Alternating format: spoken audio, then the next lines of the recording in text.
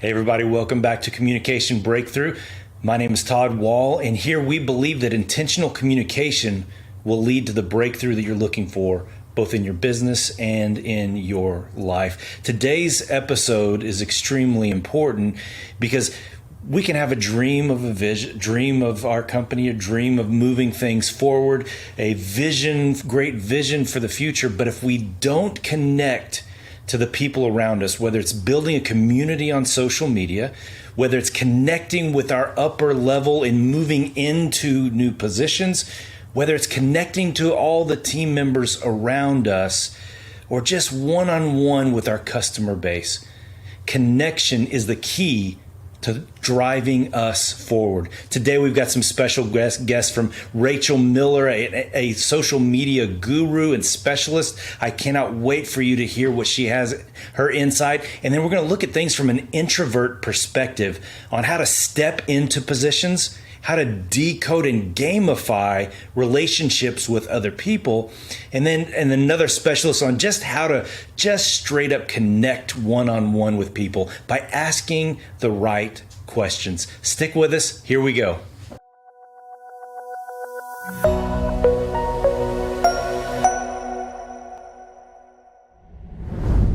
All right, everybody, welcome back. Boy, do I have a treat for you. Now, we've already said that in order to create the conversion that we're looking for, whether it's in your business, in your family, in your teams, we have to create a solid connection with an actual person.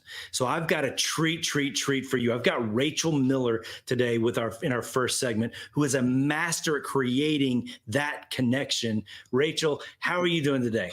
Todd, thank you so much for having me. You just totally made my day. You're one of my favorite people. I always love to brag. You're the only person to have ever been on Tony Robbins' stage 5 times. Well, I don't know if I'm the only one, but I think I might be. So very, very grateful for them, for sure. Hey, you're the only one I know. So I am very proud that you're my friend, and I'm very proud you're going to share your expertise today. So, I mean, people can find all about you on rachelmiller.com. But Rachel, I want to jump right into the problem of creating a connection so that we can move our business, our team, our product forward.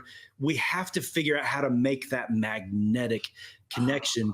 And you said there's some critical questions we have to ask first. Yeah, I think that every single human being in the entire world sees something wrong with other people and other things around them. Do you know what I'm talking about, Todd? Like, yeah. We've all seen, like, okay, my neighborhood Facebook group, there's people in there complaining about different things, like the dogs getting out or the da-da-da.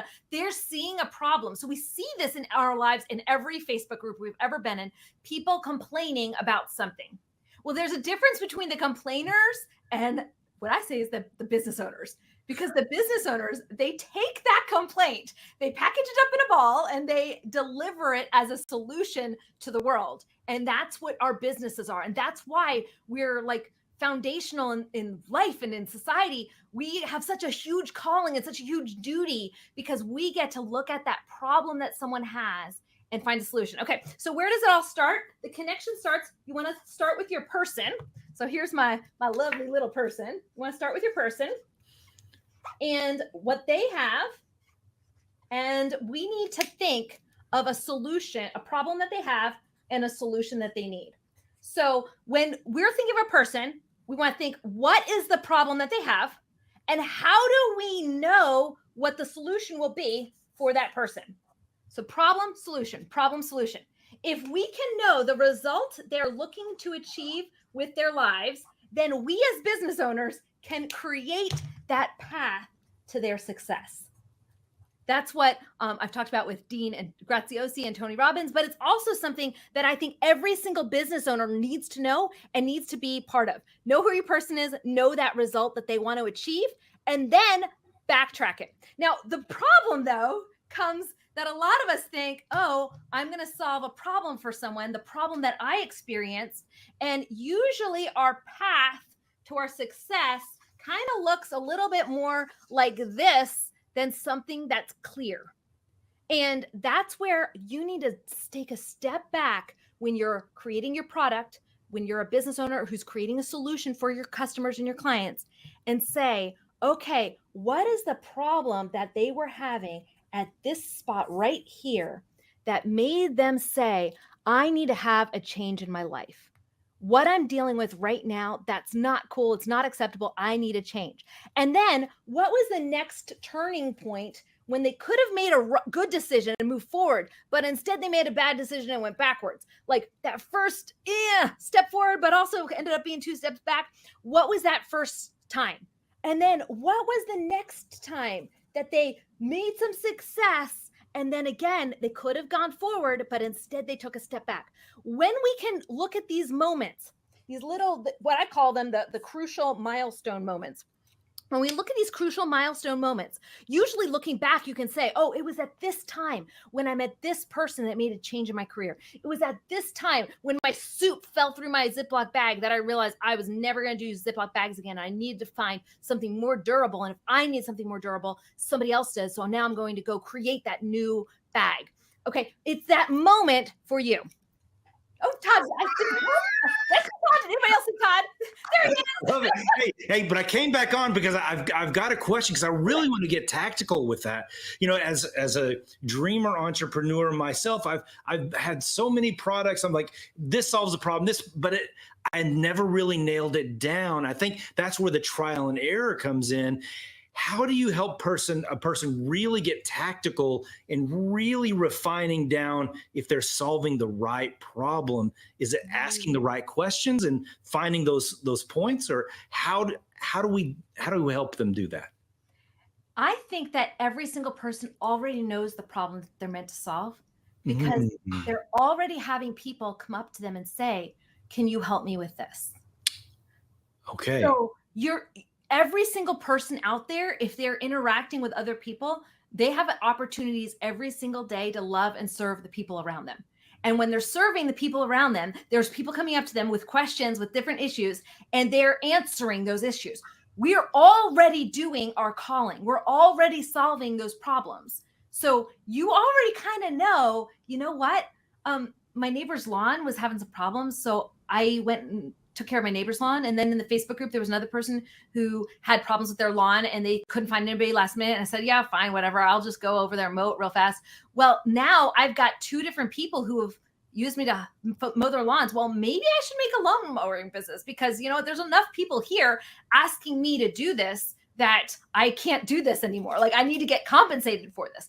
Every single one of us out there, we have had people ask us to do things for them. So we're already in a spot where we're ready. We just need to see that we had those light bulb moments, like, oh, somebody's asking me for help here, and I actually took action and I fixed a problem for them. Now, how can I take that problem and scale it so I can help more people? Because it's not enough to help your 2 neighbors with their lawn. That's not a life Yeah. income. What's the reality of this is really just being open to the honesty of what's going on around you, and opening your ears and recognizing, hey, I have been asked the same question over and over again. And is it beginning to log that, or just kind of make a mental note, and then just asking more questions? How do you expand upon that? I mean, because it could just be my ego. Hey, everybody wants to have my answers, but well, another way is to say, okay, what are those things that people have asked me? My guess is a lot of you know.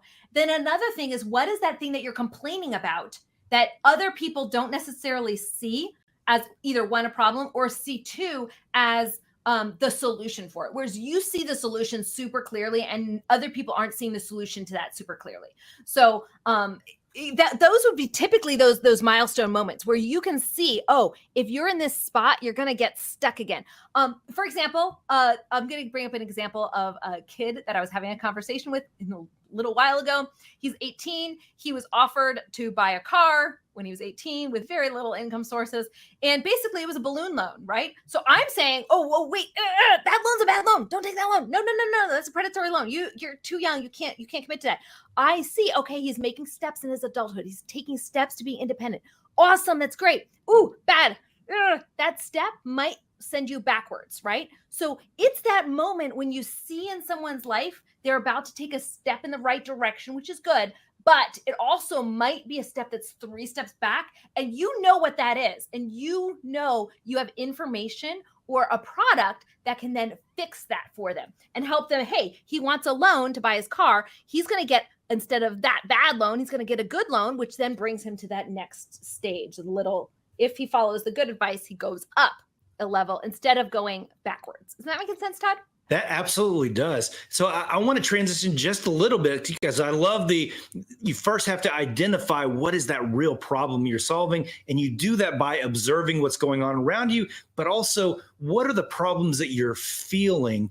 But then you said, but now I need to have something I can hand to them.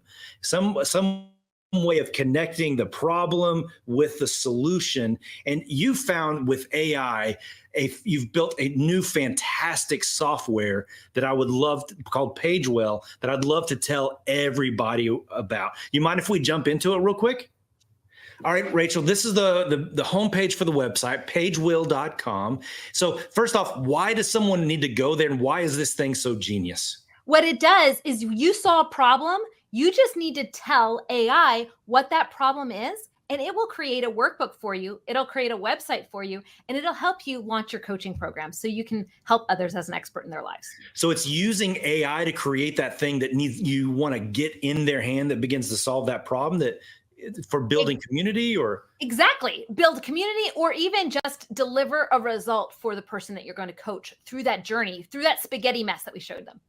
So it'll create the digital products, the websites, the social posts, and all you do is just give a little bit of information about the problem and the product, and AI does the rest. Yes, literally, you just say, "I'm a yoga fitness coach," and it will go in and say, okay, here's workbooks that we think could help you be an even better yoga fitness coach. Or it could be a parenting coach, or it could be a grief loss coach, or it could be any type of expert-based knowledge business where you see the problem and you want to fix it for others. I love it. I mean, just the power of AI at our fingertips. And so you've got like 700 something different templates. It's not like this is creating little websites that they all look alike. These are all kind of customized, aren't they? Oh, for sure. It's customized to you with your branding on it, your name, your picture, your colors. Yeah, it's all customized, and it customizes in seconds. In seconds. That is so unbelievable.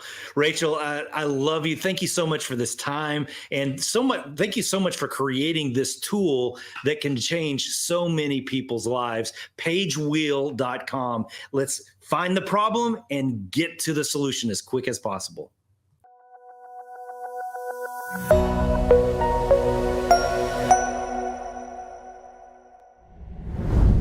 All right, welcome back, everybody. Look, if you're like me at all, I'm naturally an introvert. I want to pull away from people where it's safe, it's secure. I'm not risking anything. The problem is, if we don't lean in and connect with either that ideal customer, that team member, we don't lean in and take the risk and connect with people, we're never going to move forward. We're just going to end up like Dirty Dancing with like Baby in the corner. And here's the reality. Nobody puts Baby in the corner. So I've got a very special guest today, one of my good friends, Sean Barnes, with The Way of the Wolf. I love how you've branded your coaching and consulting, The Way of the Wolf. Hey, Sean, you're an introvert like me naturally, but you've developed this public persona. So there is this intentional action that we're able to create in order to draw people closer. So first off, you understand that tension, don't you? Where you just naturally want to pull away. Is it? Oh yeah, absolutely. And I'm thinking back to the very first time I had to present to a group of senior executives. There's about 50, 52 people in the room, and the majority of my life and career I was that typical introverted IT nerd, and Yeah. I had to stand behind a podium and present on technology. Oh my God, I felt like I was just going to break the podium in half, just quivering and shaking You're in my sweating voice. bullets. Oh my God, it was such a mess. And as I think back, that was probably 7 years ago now that I think about it.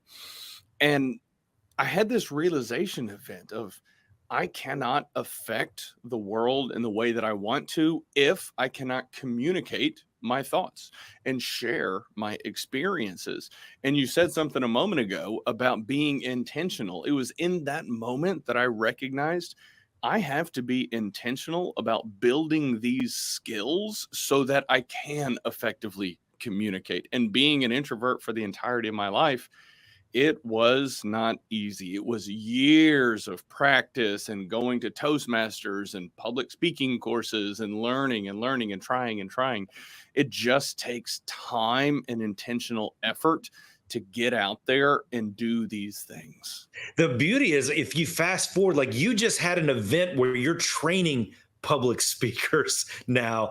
So from 7 years ago to where you were just had that death grip on the podium, sweating bullets and just shaking, to doing the intentional work of not only just public speaking, but connecting one-on-one, because you've developed some dynamic teams in HR and different avenues through your corporate world. So let's share some of the wealth. Does that sound like a good plan to you?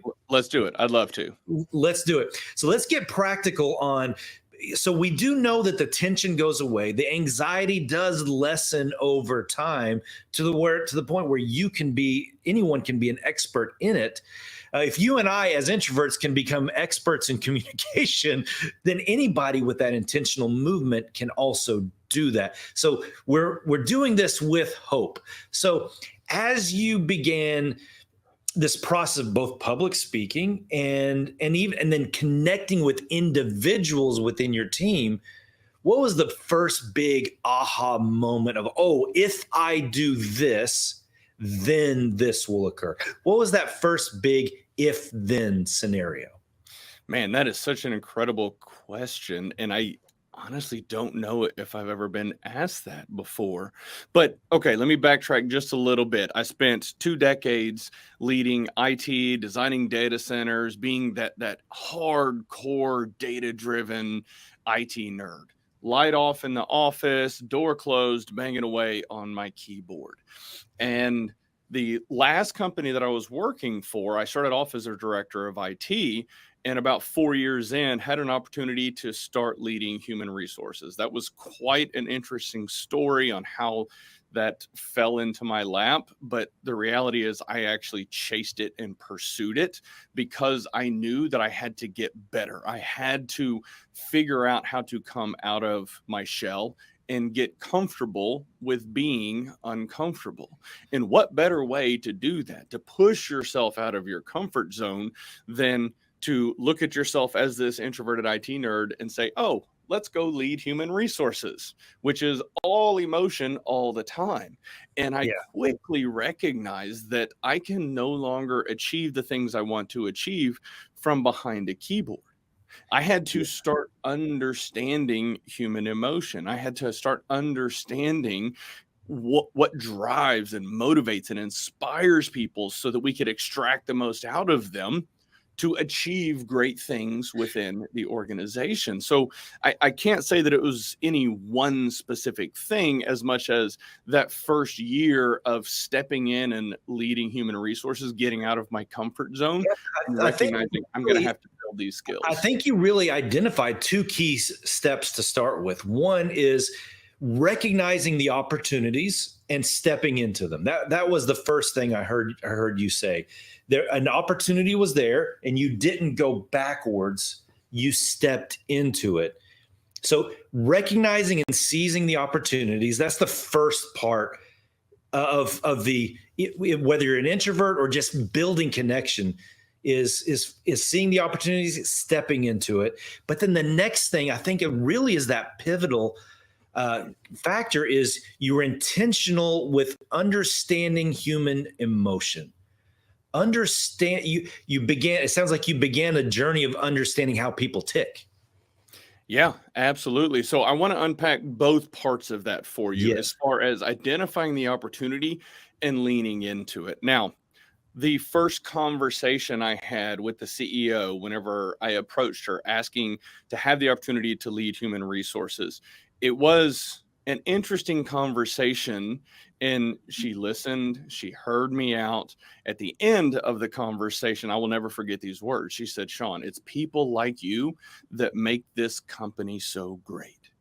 It's people like you that are going to continue to make this company great. That being said, we're going to hire an HR professional that actually understands employment law." Oh, talk about a knife to the chest. Yes, ma'am. I can't really argue with that logic. So I went back to my office. A few days go by, and I thought, I have to try one more time. Ended up going back, having another conversation with her, and was just real and raw and vulnerable, and said, "I don't know employment law. I don't know payroll processes, but I do know structure. I know how to improve processes. Give me a chance to create a foundation for this team to work together and better support the business. Once that foundation is in place, I will step back and we can bring in a seasoned HR executive to launch off of that foundation." And so what I did, I identified the opportunity and then went in with a plan. I was persistent, not annoying, persistent and consistent with a plan. And then I laid out a way to mitigate the risk for the organization and saying, "Hey, if it doesn't work out, I'll step back. You don't need me in this role." And so you have to be intentional about seizing that opportunity and figuring out, how can I come in and add value while mitigating the risk to the broader organization and to the senior leaders. I'd like to shine light into one other thing, because you also overcame a heartache, because you said you took the knife to the chest, like, oh, that hurt. What did you have to believe in that moment so that you went back to it and didn't shrink? So you went forward and didn't go backwards. What did you have to believe, whether in yourself or about that moment, so that somebody else can take a hold of and believe, so that they can go back again after they're kicked in the chest? Well, life is a kick to the chest. And what we have to do is start figuring out, how can we be better about getting back up? That's just the reality of life. You're going to get beat down. You're going to get hit. You're going to get kicked in the chest. But you have to understand that you have to keep moving forward. Now, one little trick, I had a very good friend, a coach, a mentor of mine that was supportive. I actually went, met with him, talked him through what happened. And he's like, "You know what, man, that sucks, but don't give up. Keep moving forward." And I think that speaks to the importance of making sure that you surround yourself with good people. It is very easy to fall into that situation as we progress through life and say, "Well, I've had this friend since high school and I'm growing." And as soon as you start to ascend and you start to climb out and get better, the snide remarks start coming. "Oh, well, Big Sean making this money. Oh, Big Sean must be nice," type of a thing. Just like the analogy of crabs in a bucket. As soon as somebody starts to climb out, the other crabs start pulling them down. That's unfortunate, but sometimes we have to create distance and space from those people, and then make room to bring others into our lives that are going to inspire. They're going to motivate us. They're going to lift us up. So two big things: surround yourself with great people, and then never give up. Oh, that is such fantastic advice. It just that support of that coach to say, go at it again. And your belief in that moment of just understanding life is difficult and you can't go backwards. You've got to continue going forward. Hey, Sean, I want us to unpack this pursuit of understanding human nature, the foundation you laid on. Will you stick with us after this break? Yes, sir. Absolutely.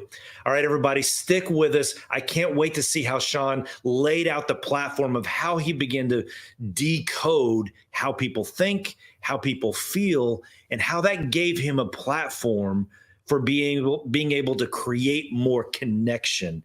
Hey, let's not go backwards. Let's go forward. Let's do this together. Stick with us after the break.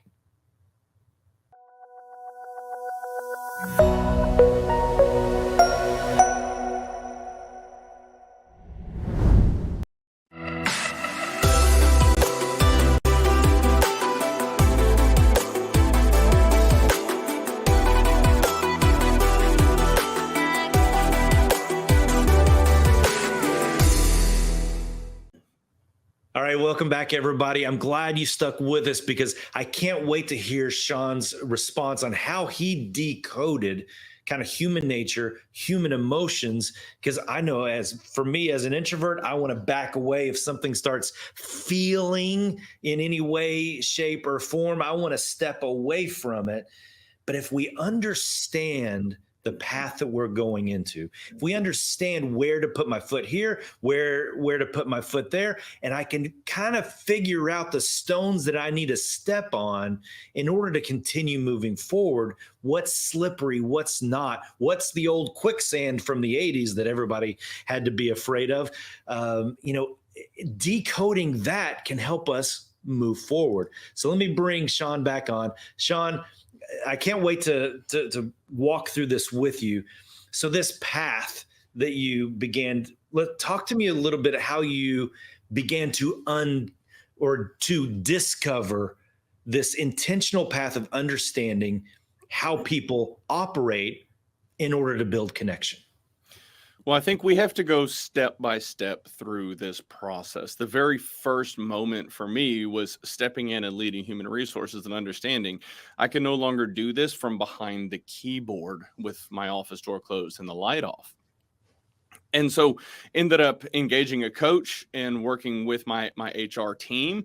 And the first step was doing DISC behavioral assessments. Now you can use DISC or Berkman, there's a lot of different behavioral assessments out there to use, but we did a workshop and the tool we used was DISC. That workshop completely opened my eyes to an entirely different world. And that world was one of understanding people have different personalities. Now, I realize the no duh thought that initially comes to mind, but it wasn't even part of my schema. I was singularly focused on technology as I just went through life. And whenever I started to understand, okay, well, I'm a hardcore C, which means very data-driven, accuracy, conscientious, all of those things, but also a little bit reserved, a little bit shy. I don't speak up unless I know for a fact that I know the answer. And then you have other people that are on the opposite end of the spectrum that fall into the I quadrant, and they are the typical outgoing, bubbly, usually in sales, cruise director type mentality. Well, once you start understanding where people fall in the DISC profile, it makes it easier for you to communicate with them. Because in the example that I just cited, a C who's very focused on the accuracy of the information in systems, if they're having a conversation with the I is outgoing and bubbly, but they don't really care so much about the accuracy. They do, but not to the same extent. So whenever you start communicating with people that fall into other areas of the quadrant, you have to understand how to best communicate to that person to ensure your message gets heard. You have to make sure that you're communicating to them in a way that they can actually receive it and comprehend it and understand it. And yes, as humans, we spend the entirety of our life communicating, but the reality is we're not that good at it until you make an intentional effort to understand other people and how to communicate to them. We have to be chameleons and adapt to the people that we are communicating with so that our message can be received.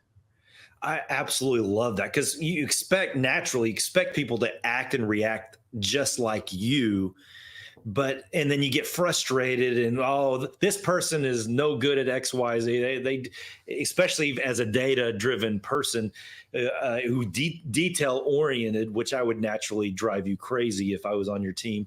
But so you're saying that so as you went into whatever personality inventory you go into, because like you said, there's a million of them, but they all shine the light into this reality that there's a bigger world.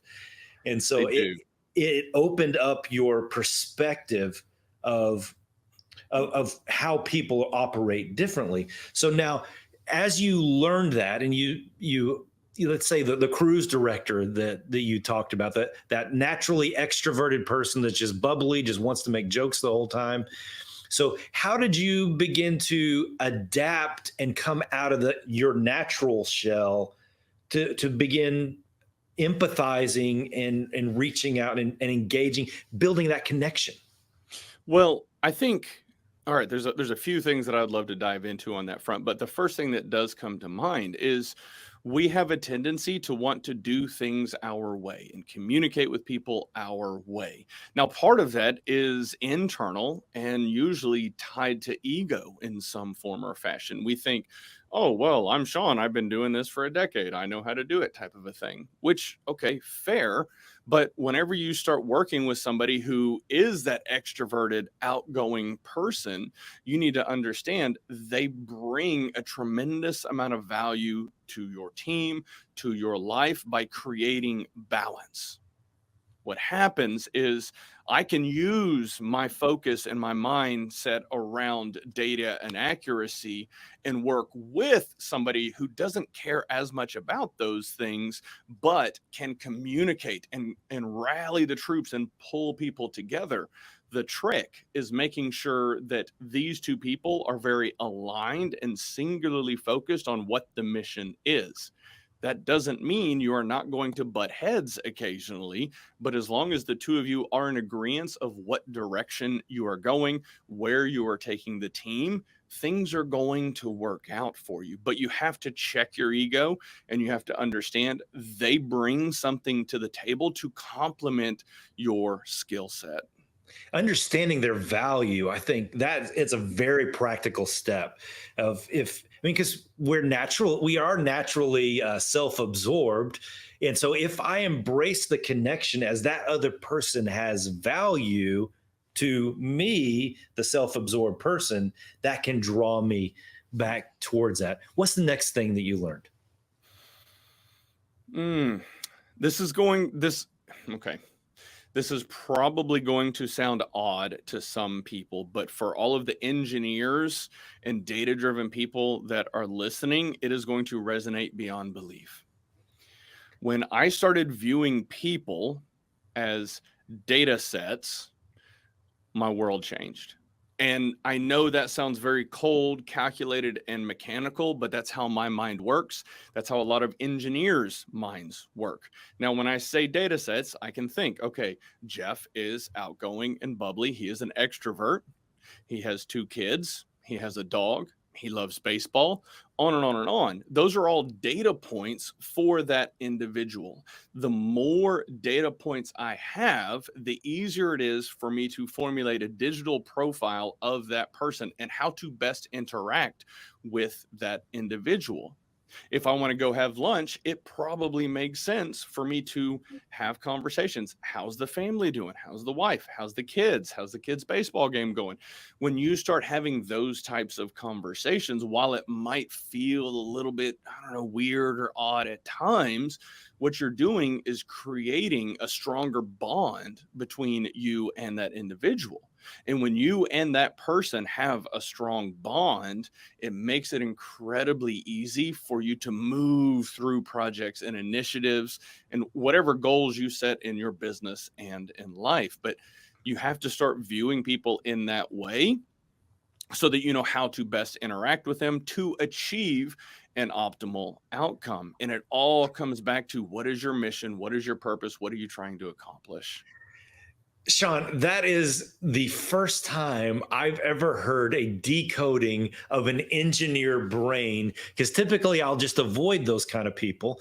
But I love that description, seeing people as data sets, because it also gives you a sense of purpose for why you need to connect, why you need to have conversation, because you're looking for those Easter eggs. You're looking for those data points of, oh, that's interesting, and I'm going to log that in that profile. It's operating like AI, essentially, because our brains are AI. Yep. I absolutely love that.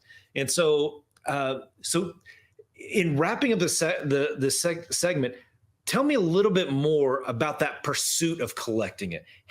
What did you learn in terms of one little trick on how to pursue those data points? How do you get those? How do you go and seek those out? I think this is a situation where you start getting little wins. And what happens when you start experimenting and playing with these concepts and then doing a little bit of trial and error, you start pulling on that thread over time, you start to see, oh, wow, I achieved a good result here. Let me try that a little bit more. And so you almost gamify it and say, okay, if I was able to achieve this by doing that, what else could I achieve? Let me dig deeper into this. Let me try it more and more. And it becomes this feedback loop and almost a flywheel, positive effect, positive effect, positive effect, if you just keep learning more.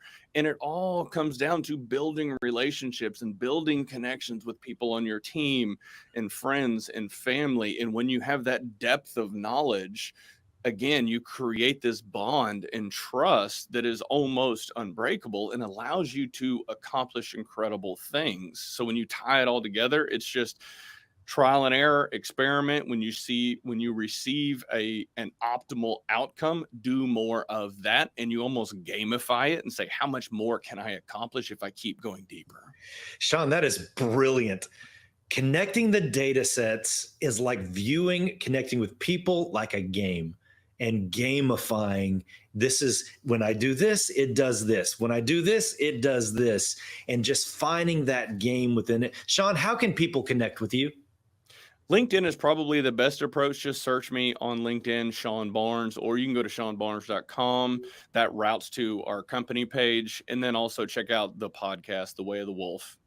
The Way of the Wolf is fantastic. I love it. Thank you so much for this time, Sean. You added to my world. I really appreciate it. Thank you. All right, everybody. Are you playing the game of connecting with people to collect the data sets that give you connection, that draw you in, that bring you closer to people? Let's continue to play the game after this commercial.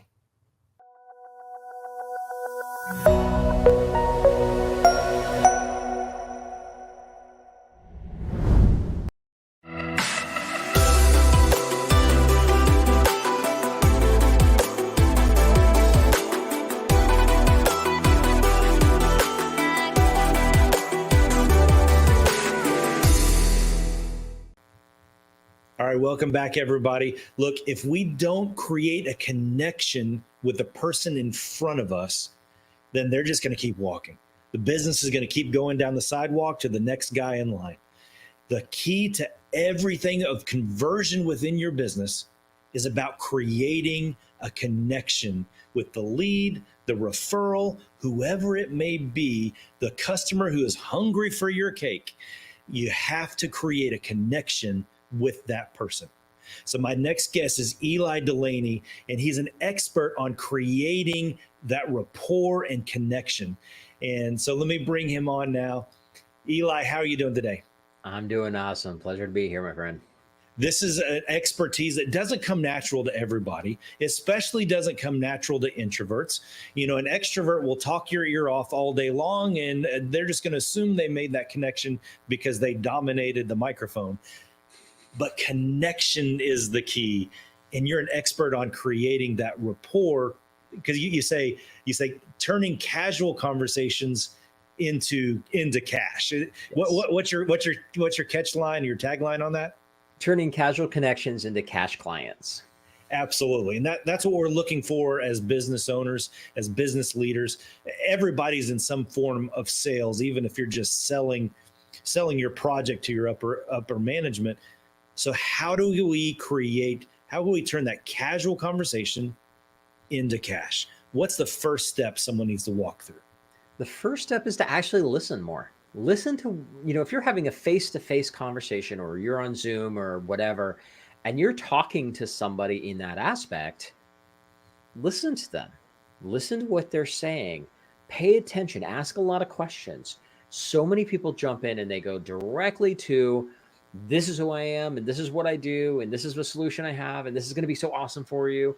They just jump into the pitch per se, and it's all about them. They don't listen to the other person enough. And one of my favorite things to do is just to sit there and ask somebody, it's like, so what's cool and exciting? What's going on with you? And, it could be somebody that I just met. It could be somebody that I've known for a while and I've just ran back in with them, but asking what's going on with them. And I always say, for me personally, I use the phrase, what's cool and exciting, because that could be personal, that could be business. It really doesn't matter. The idea is build a relationship. The relationship is not transactional.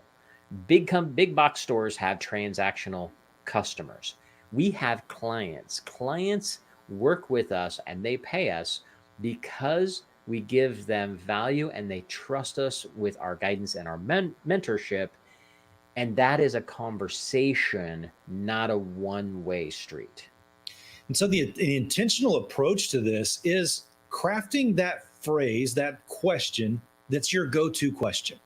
We all grew up with that old guy who had his go-to set of jokes that he always ran through the same set of jokes over and over. And I learned from that, he didn't have to think all the time. He always had something ready to present, so that if we take an intentional approach to this, what are the questions you want to ask someone that'll get them talking, so you can begin to listen, because everybody wants to be heard. Definitely. Yeah. Okay. So what's the second thing? Second step is after the initial conversation. You have a good conversation with somebody, you get to know them, but what happens next? Maybe you do the digital business card exchange, or you have old school real business cards still, and maybe you're meeting somebody online. What do you want to have next? That most of the time it should be another conversation of some sorts. Maybe you're meeting somebody in a group in a virtual world. You should have a virtual coffee. I used to have it. It's funny that the virtual coffee is a very common phrase now, but back in the day, I was using that term forever ago, because I used to go get my cup of coffee. Like I would go to Starbucks or Dutch Brothers or whatever coffee shop I was going to, bring it back. So I had my coffee just like we were sitting across from each other at a coffee shop. And you want to have that question of, okay, what's next? Are we going to have virtual coffee? Am I getting to know more about you and your business, or you about me? But you have to be intentional. What's next? So the person wants to predefine and really explore within themselves ahead of time, what's the path I want to lead a person down? Yes. Because it's not point A to B. It's not introduction and sale. Right. There's a windy path to this. So it's defining that. How does a person define that path? Is it just clarifying what's the next easy step, or what's a question they need to ask themselves? There's a couple of different things that you should ask. Number one is, like, on a sales process, if we're looking at it from a business standpoint, how long is your typical sales process? Are these people that like make a decision and buy immediately? Or do these things, this is like a 3-month process? Sometimes, I know somebody I was talking to yesterday, he said sometimes it's a 6 or 12-month process for him. Yeah. So it's like, okay, how am I going to stay in touch with them, stay top of mind without coming in with a pitch all the time?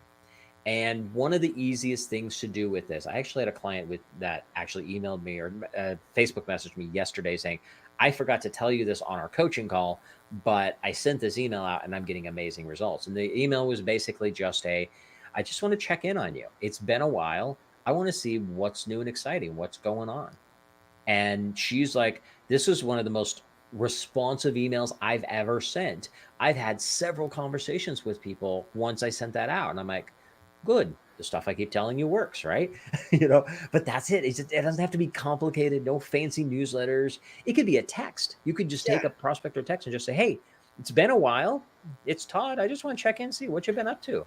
So if your intent is that authentic human connection, not just a straight pitch, Mm-hmm. but you're trying to get them to talk so you can listen. It's not just verbal. It's Right. email, it's text, it's all sorts of different Oh yeah. mediums. That's very interesting. I've got conversations on Facebook Messenger. I probably have 20 messages a day going back and forth with these kind of conversations. LinkedIn, not as many, but I'm starting to get more active on LinkedIn. I kind of backed off for a bit because it's not my favorite platform. It could be texting. I'm not a big texter personally, but I will use it from time to time. You mix and match it. You just kind of decide what works for you, what works for other people, and you're just checking in, But having a test with them. And at each stage, you're trying to ask a question to get them to talk more. Yeah. Well, and the great thing about it is that if you put enough stuff out there, if you're active in social media and you're sending your regular emails and stuff like that, they know who you are, they know what you do, they know what problems you solve. You don't need to pitch all the time. So when you're doing these kind of messages, you might, and I've had this happen before where people are like, you know what? Hey, thank you so much for checking in. I've actually been meaning to reach out to you because I do need your help, which is pretty cool to be in that situation. But you don't have to pitch them all the time. You don't reach out to them because you're having a sale. You reach out to them because you care about them. You know, it's interesting. I spoke with a large marketing executive of a large marketing company. He said he has each one of his sales reps have a top 100 list that they're reaching out to. Yeah, Dream Because 100. he said statistically, 30% of them are going to be in a place where they want to, what they're ready to buy or they need to buy. That means 70% aren't. So that shows the proportion of how often we really need to be focused on just building human connection. Yeah, that actually came from Chet Holmes was a guy who created the concept of what's called the Dream 100. And that is the idea. Your top 100 prospects or clients, wannabe clients, and you just stay in touch with them on a regular basis. And that could be sending, today's world, we don't do as much physical mail, but back when he started all of that stuff, it was physical mail, send a postcard, send a letter, things like that. Now we use email, texting, all that kind of fun stuff. But it's just your list is like, okay, here's my 100 of my best possible prospects, people that I really want to work with. And you just make it a habit to reach out to 5 or 10 of those a day. And the great thing is in today's world with, so much technology, if you're texting people, you write it once, copy it, paste it, send it, paste it, send it, paste it, send it. You can get a whole bunch done in just a few minutes. That's you true. You don't have to spend a lot of time on it. So are you finding if you're focusing on getting them to speak more, asking questions, and then just staying in front of them with natural things that how you would talk to a friend, that when it's time to do business, they're going to bring it up. They'll actually initiate. Oh yeah. Yeah, it's great because what ends up happening with that is they know who you are. They know what you do. Like I said, you got to put enough out there so they never forget those pieces. But, I had a client one time, my first company was the web and graphic design agency. And because of this relationship I had with the people that I knew, I was always staying in touch with them. And I'm adding tips, tricks, and recommending books and all kinds of stuff for them. I had this gal come to me one day at a meeting and she was like, hey, would you have a chance to come by our office after the meeting's over? I was like, yeah, sure. So I go over there and she wanted to talk about doing a website. And so we went through all the, what do you need? What are you looking for? Blah, blah, blah. How many pages? All the stuff. And I gave her a basic, estimate at the end. And I was like, so question for you. You and I have known each other for like 10 years. Why now? And she said, well, the franchise we're part of is making some things. We're going to probably change it. We're probably going to go out on our own. So we need something. And I'm like, okay, why me? She goes, Eli, I've known you for 10 years and you've always been there for me. You're always checking in. You're always giving value. I wouldn't think to do business with anybody else. That is the formula in a nutshell right there. So some people are ready to buy today, but it's just a percentage. It's just a small percentage.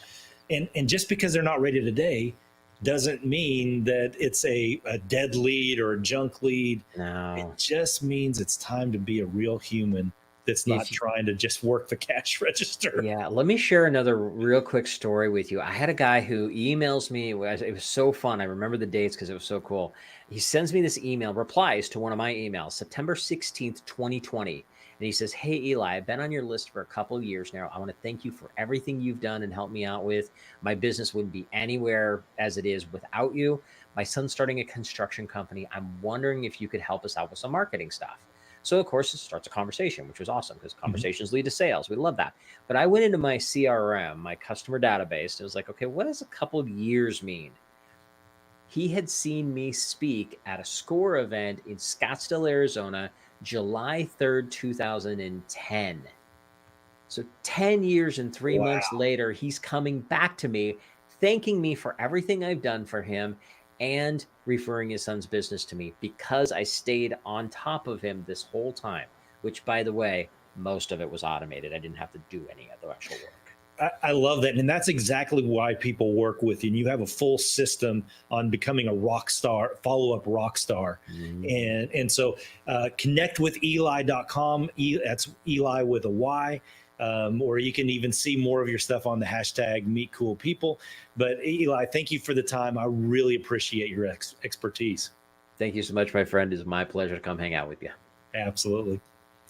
All right, everybody, stick with us, and we're going to keep solving this problem on how do we create more connection, rapport, ultimately sales. This has been a Now Media Networks feature presentation.